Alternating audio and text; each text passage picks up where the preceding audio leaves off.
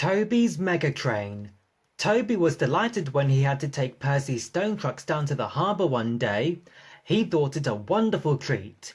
Percy could not understand why. It's only a harbour, He said. nothing special. I like it, Said Toby. It reminds me of the old days. I worked at a harbour on the other railway. I told you, remember?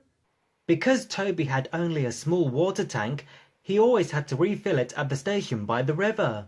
What if we run out of water halfway? Toby wondered anxiously. We shan't, Said his driver confidently. What if the water column breaks down? Asked Toby. Thomas warned me about the water from that river. His driver laughed. Don't worry, Toby. He said. We shan't take you fishing. The harbour was busy, and Toby worked hard. Not only did the stone trucks have to be taken down, but when they had been unloaded, they had to be sent back, often full of things brought in by the ships. One day, the stone trucks from the quarry didn't come. Toby waited in the yard. It's not like Mavis to be late. He said to himself. I hope she hasn't had an accident and met another lorry that forgot to look where it was going. At last, the station master came over. Mavis wasn't feeling well this morning. He said. She's better now, and she's on her way. And indeed, it was not long before, with a cheerful toot, Mavis rumbled into the yard. Toby wasted no time in setting off himself. At the harbour, Toby found so many trucks waiting to go back that there was hardly room for what he had brought. Phew. Whistled the driver. 48 trucks, and not all empty either. Some Megatrain. 2 journeys, really. But we haven't time today. We leave some and make 2 trips tomorrow. Can't we take them all now? Asked Toby. The guard scratched his head, and Toby's crew looked doubtful. We shall be all right. Urged Toby, and so they agreed. But Toby had forgotten his small water tank. He had also forgotten that the journey was all uphill.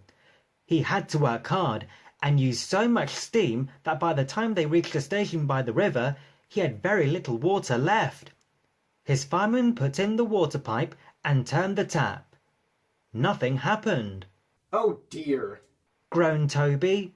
Now what? You can make it all on your own, Said his driver. but not pulling this load. Then he winked at the fireman. Well, The driver went on. I do know somewhere. Is it far? Asked Toby. The driver laughed. Not really. He said, and went to see the signalman who told him where to leave the trucks. Toby pushed them carefully into a siding. Then he was uncoupled and they set off up the line. Where are we going to get water? He asked. You'll see. Smiled the driver and stopped Toby right in the middle of the river bridge. Now, Said the driver. where's my bucket? Ugh! Protested Toby. You promised. His driver and fireman laughed heartily. We're only pulling your wheels, Toby. They said at last. We'll go to the top station for water, then come back for the trucks.